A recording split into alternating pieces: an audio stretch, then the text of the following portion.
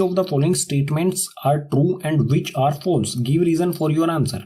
जो भी हमें स्टेटमेंट्स दी गई हैं हमें बताना है वो ट्रू हैं या फॉल्स हैं, और रीजन भी देना है साथ में, यानी कि जो भी ट्रू है तो क्यों है, फॉल्स है तो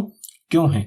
सो इसमें फर्स्ट दिया है हमें only one line can pass through a single point, एक सिंगल पॉइंट से सिर्फ एक लाइन पास कर सकती है। तो ये बिल्कुल गलत है, क्योंकि कोई सिंगल पॉइंट होता है इस तरह से, ये सिंगल पॉइंट है, ठीक है, ये सिंगल पॉइंट है, इससे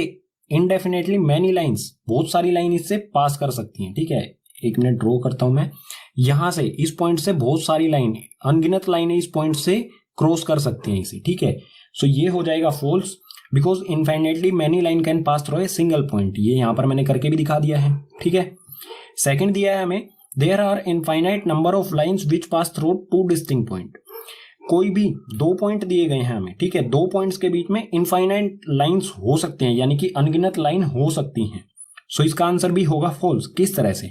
ये हो गया ए वाला पॉइंट, ये हो गया बी वाला पॉइंट, ये कह रहा है कि इनफाइनाइट नंबर ऑफ लाइंस होंगी दो पॉइंट्स के बीच में, लेकिन यहां पर होता क्या है, दो पॉइंट्स के बीच में सिर्फ एक ही सीधी लाइन ड्रॉ की जा सकती है। लाइन का मतलब होगा बिल्कुल स्ट्रेट हो जो, ठीक है। तो कोई भी दो डिस्टिंक्ट पॉइंट हो उनके बीच में सिर्फ एक सीधी लाइन ड्रॉ की जा सकती है, तो ये भी हो जाएगा फॉल्स, क्योंकि ये कह रहा है कि अनगिनत इनफाइनाइट नंबर होती हैं, लेकिन होता क्या है, सिर्फ एक सिंगल लाइन,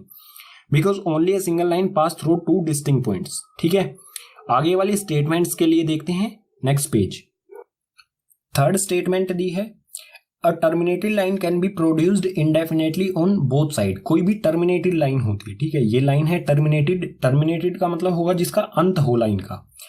तो कोई भी टर्मिनेटेड लाइन है उसको बढ़ाया, प्रोड्यूस्ड यानी कि बढ़ाया जा सकता है दोनों साइड में, ठीक है, बोथ साइड यानी कि दोनों साइड तक। सो इसका आंसर होगा ट्रू, क्योंकि कोई भी लाइन होती है उसको दोनों साइड में बढ़ाया जा सकता है, ये पोस्टुलेट हम पढ़ चुके हैं यूक्लिड का, ठीक है। सो इसका रीजन लिखने की जरूरत नहीं है, ये अपने आप में ही क्या है, पोस्टुलेट है यूक्लिड्स का, ठीक है। फोर्थ स्टेटमेंट है if two circles are equal then their radii are equal, ठीक है, अगर कोई दो सर्कल इक्वल हैं तो उनका रेडियाई भी इक्वल होगा। सो इसका आंसर होगा true, because area depends on the radii of circle, क्योंकि एरिया जो है सर्कल का एरिया जो है वो रेडियस पर डिपेंड करता है, ठीक है। किस तरह से, सर्कल के एरिया का फॉर्मूला क्या होता है, पाई आर स्क्वायर, और यहाँ पर पाई जो है वो कांस्टेंट टर्म होती है हमारा, अगर रेडियस इक्वल होगा तो ही एरिया इक्वल होगा, क्योंकि पाई तो है जो कांस्टेंट टर्म है, हमेशा आर पर डिपेंड करता है एरिया सर्कल का, ठीक है।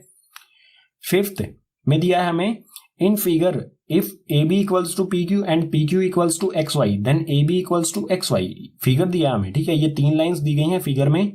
ए बी पी क्यू के इक्वल है, सो ये ए बी इस पी क्यू लाइन के इक्वल है, और पी क्यू एक्स वाई के इक्वल है, ये पी क्यू एक्स वाई के इक्वल है, then A B equals to X Y, तो ए बी और एक्स वाई भी इक्वल होंगी। सो इसका आंसर होगा ट्रू, क्योंकि ये एक्सियोम हमने पढ़ा था,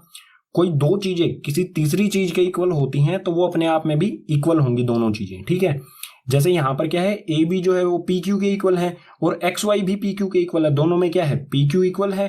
तो ए बी और एक्स वाई भी इक्वल ही होंगी, इसलिए ये होगा ट्रू। सो ट्रू होगा इसका answer by the axiom that if two things are equal to third then they are equal to each other, कोई दो चीजें किसी तीसरी चीज के इक्वल हैं तो वो दो चीजें जो है वो अपने आप में भी एक दूसरे के इक्वल होंगी,